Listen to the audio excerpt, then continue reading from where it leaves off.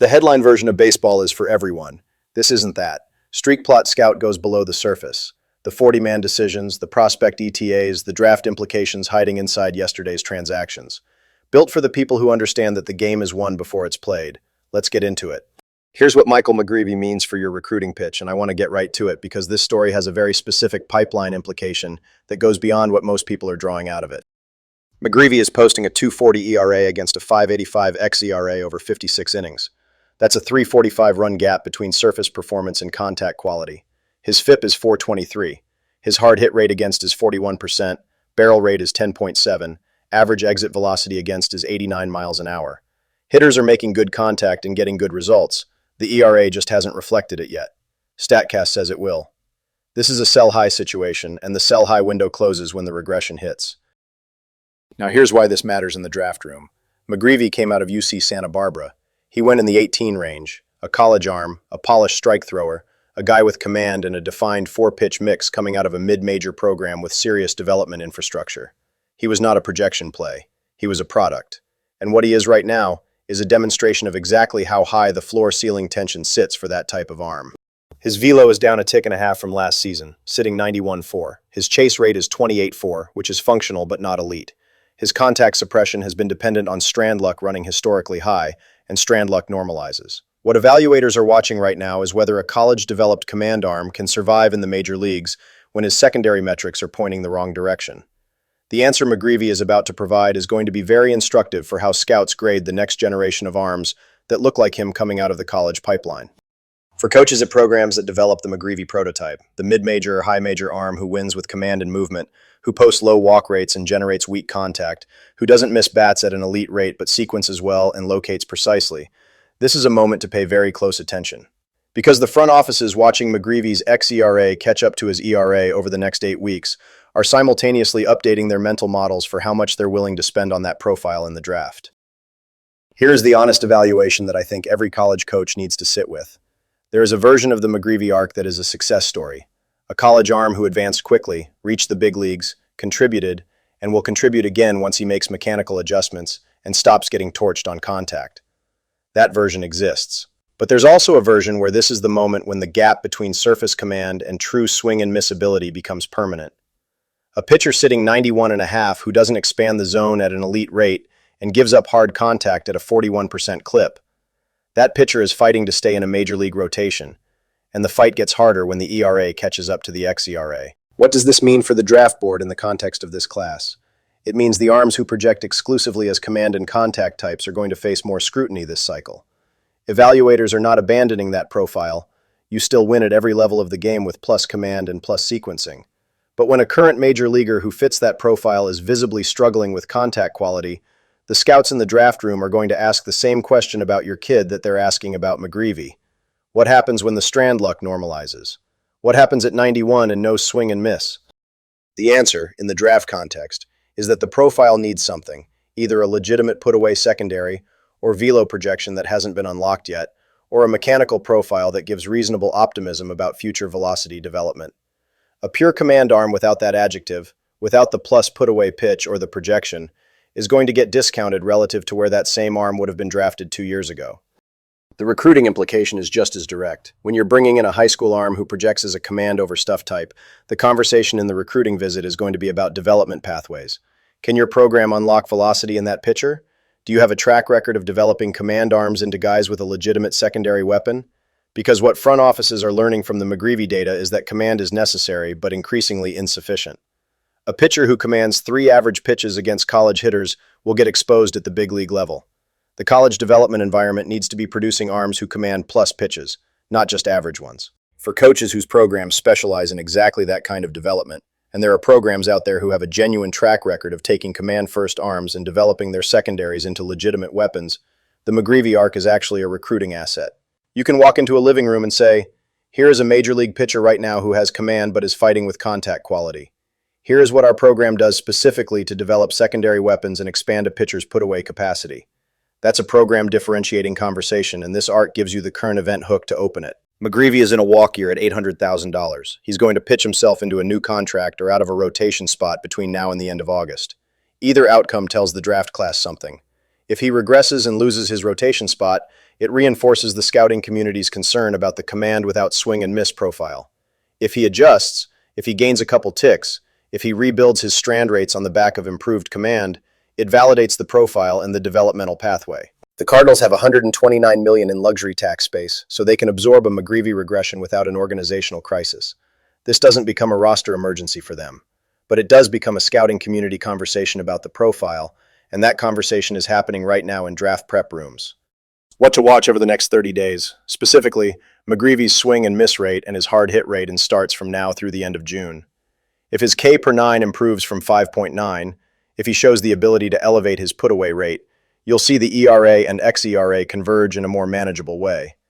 If the strikeout rate stays flat and the barrel rate holds above 10%, the ERA correction is going to be sharp, and the scouting conversation about that arm profile is going to get more pointed going into the draft. Watch those two metrics closely. They're the leading indicators for everything else. The specific program implication here is for coaches at the mid-major level who recruit the command-first archetype as a primary pipeline strategy. This arc is a prompt to audit your development process for secondary weapons. The draft market is shifting. The scouts are paying attention to contact quality, not just ERA. Make sure your arms are producing the former, not just masking it with the latter. Let's start with what this means for the draft room, because that's where this story actually lives for us. When a franchise pitcher, a guy who was a first-round pick, a World Series ace, a cornerstone arm, finishes his career looking like Lance McCullers Jr. is looking right now, it sends a very specific message to every front office evaluating the upcoming class. It says, even elite stuff has a shelf life, and the organizations that survive are the ones who continuously reload through the draft. Houston built around McCullers for a decade. Now they're watching that investment crater in real time. That's a draft board story. Here's the situation. McCullers is in the final year of a $17 million average annual value contract. His ERA is sitting at 6.86. His HR per 9 is at 1.61, almost double his career average of 0.92. His FIP is 396, which tells you the underlying pitch quality hasn't completely collapsed, but the hard hit rate against him is over 50%. The barrel rate is 8.6, and average exit velocity against is 91.5 miles an hour. Hitters are squaring him up. The surface numbers don't fully capture how much regression has already happened in the contact quality. And here's the trajectory piece that matters for how we interpret this. This isn't a one bad year story. His HR per 9 has been climbing steadily over his career, from a career average of 0.92 to what he's doing right now. His ERA has trended upward across his 11-year career. He's on pace for significantly fewer innings than his career average of 90 per season. A 32-year-old pitcher in the final year of a deal, with an injury history that goes back years, a declining chase rate, and a contact quality profile that's trending the wrong direction. That's a player whose market value is going to be very different next January than it was 2 years ago. So why does this matter to us? Because Houston has $3.3 million in luxury tax space. They are a contending organization with 18.4% playoff odds in the AL West. They need to either fix their rotation or acquire into it. And when a franchise like Houston faces a rotation problem in a contending window, they get aggressive in the draft on pitching. That is almost a certainty. Think about what Houston's amateur department is looking at right now in the context of this draft class. They have a clear organizational need for frontline starting pitching. Not depth arms, not swingmen, not projectable bodies. They need high-floor, power-arm starters who can move quickly. That is a specific ask from the draft, and it changes how we evaluate which arms in this class are going to be prioritized in the early rounds. For coaches with high school arms in the top tier of this class, Houston becoming a more aggressive pitching buyer at the top of the draft is a meaningful development. When an organization with Houston's infrastructure and development track record signals that they're going short on the position at the big league level, they are going long in the draft on it. McCullers himself was a first-round arm.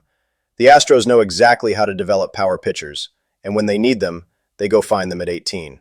Here's what I want our coaches to take from this when they're in recruiting conversations.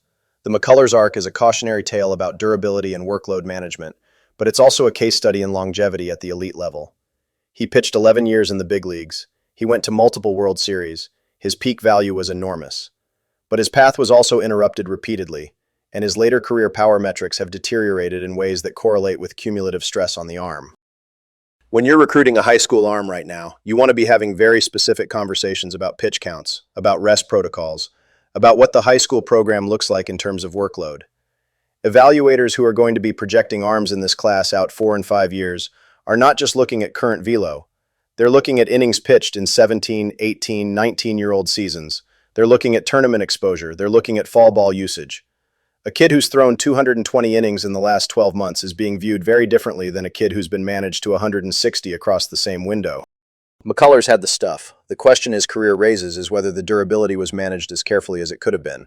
That's a conversation that belongs in your recruiting pitch, because a kid who understands that the college environment actually gives him the developmental runway and the workload protection that extends his pro ceiling is a kid who has a reason to choose your program over a quick sign. Here's the broader market context for the draft class. Houston, sitting at $3.3 million in luxury tax space in a contending window, is not a team that goes bargain shopping in the draft. They are motivated buyers. When a team in that position has a rotation problem, they tend to spend their bonus pool on the solution, not the luxury.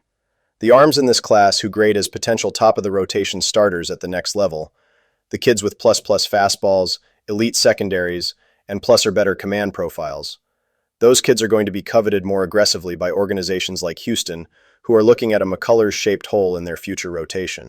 The draft board implication here is real. This isn't just about one aging pitcher struggling through a contract year. It's about what happens to organizational philosophy when the veteran anchor of your staff is clearly in decline. Front offices shift. Bonus pool money moves. Draft priorities get adjusted at the top of the board. For coaches with elite arms in this class, the McCullers story is actually good news. The demand for what your best kid represents is going up, not down. Houston, and organizations like them, are in the market. The supply of true frontline starters in the draft has always been scarce. That scarcity just became a little more visible.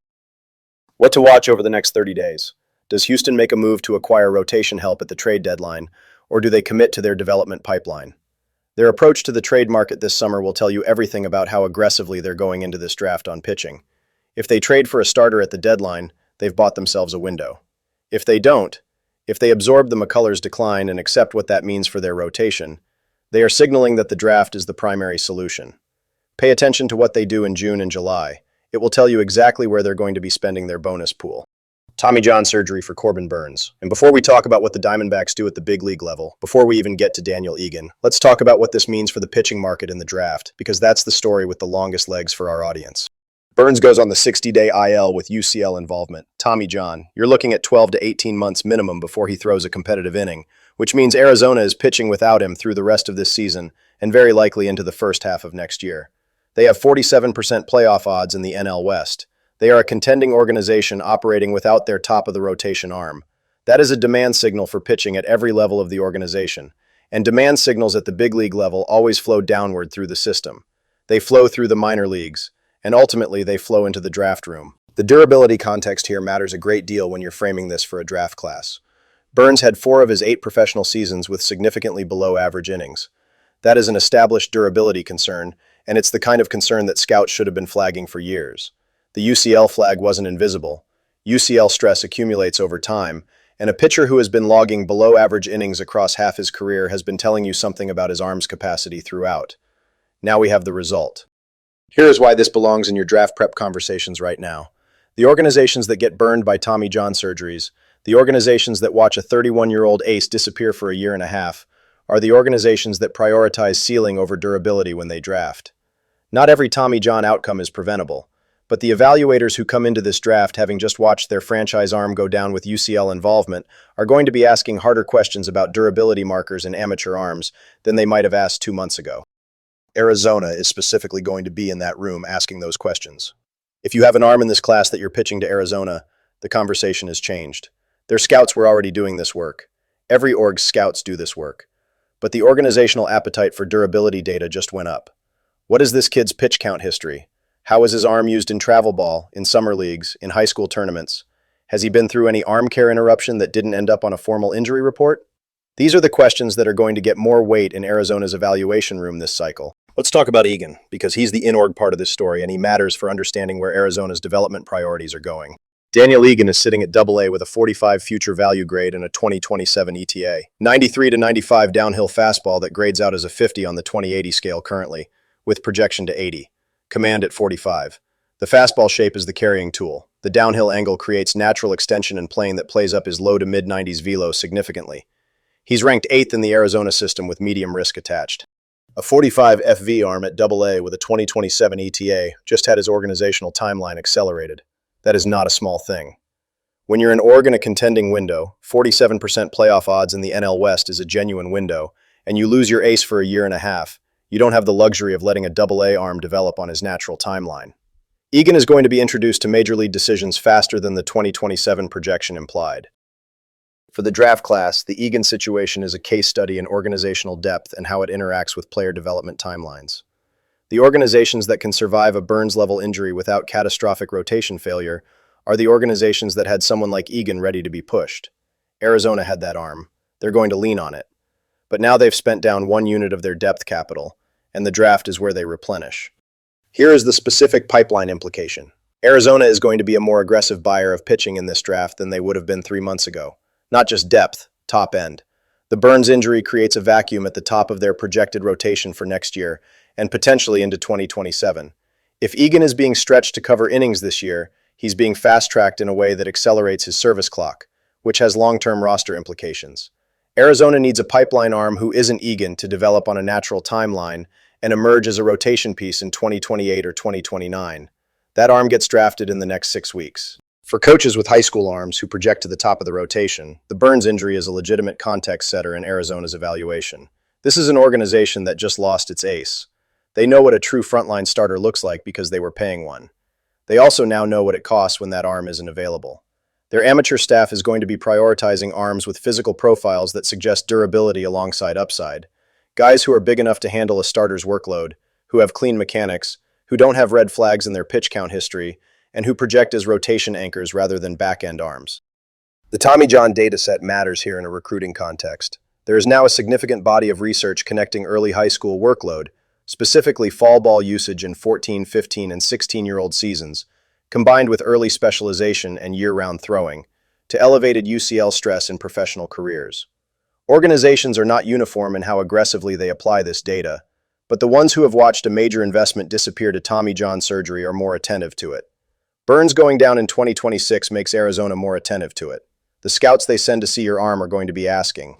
For coaches at the high school level, this is a moment to be very clear in your recruitment conversations about your program's arm care protocols. If you are running a program that manages pitch counts carefully, that sits arms during fall, that limits tournament overuse, that does not sell out a 17-year-old's arm for a run at a state championship, that is now a recruiting differentiator. You can walk into a conversation with a prospect and say, "Here's what we do to protect your arm, and here is why an organization like Arizona, which just watched its ace blow out his UCL, is going to care about that when they evaluate you." The arm care conversation at the high school level is no longer just a risk management conversation. It's a draft positioning conversation. The kids who arrive at draft showcases in June with clean arm histories and programs that can document managed workloads are increasingly differentiated from the kids who threw 200 competitive innings in the last calendar year. Front offices know the Burns story. They know the durability data. They are updating their risk models in real time. The floor-ceiling question on Egan is instructive for how we think about the arms in this class, who have similar profiles. A 50-grade fastball with 80-grade projection, 45 command, getting accelerated to the big leagues as a 22 or 23-year-old. That is a high-variance outcome. The floor is a bullpen arm who ran out of developmental runway. The ceiling is a mid-rotation starter who locked in his command during an organizational emergency and never looked back. The development environment in which Egan was placed, Double-A, full year of starts, exposure to advanced hitters before being stretched to the major leagues, that's the kind of development pathway that a college program can honestly compare itself to. When you're recruiting a projectable arm and competing against a team that wants to sign them out of high school, one of your arguments is development runway. The Egan story is now a data point you can use. Here is a 45 FV arm who is being rushed, not because he's ready, but because the organization needs him. Here is what your draft slot would look like if this arm had 2 more years of college development. The command grade goes from 45 to 55. The secondary weapons develop. The risk rating drops from medium to low. The floor rises. That's the argument for college development, and the Burns injury just made it more concrete. What to watch over the next 30 days, specifically whether Arizona makes an external move for starting pitching, whether they acquire someone at the trade deadline or pursue a free agent addition, or whether they commit to Egan and internal solutions. If they go external, it tells you they viewed the internal pipeline as insufficient to cover the Burns absence. If they go internal with Egan, it tells you they have organizational confidence in the arm and in their development process. That decision will also tell you whether they're drafting for immediate impact or for timeline, which matters a great deal when you're trying to understand what kind of arms they're going to prioritize in the first 2 rounds. The program implication here is direct for anyone in the Southwest recruiting footprint. Arizona just became one of the most motivated pitching buyers in this draft. Know your arms, know their durability profiles, and be ready for those conversations to go very deep, very fast. That's the read on the day. Same game, deeper read. Back tomorrow. This is Streak Plot Scout. Greatness is never random.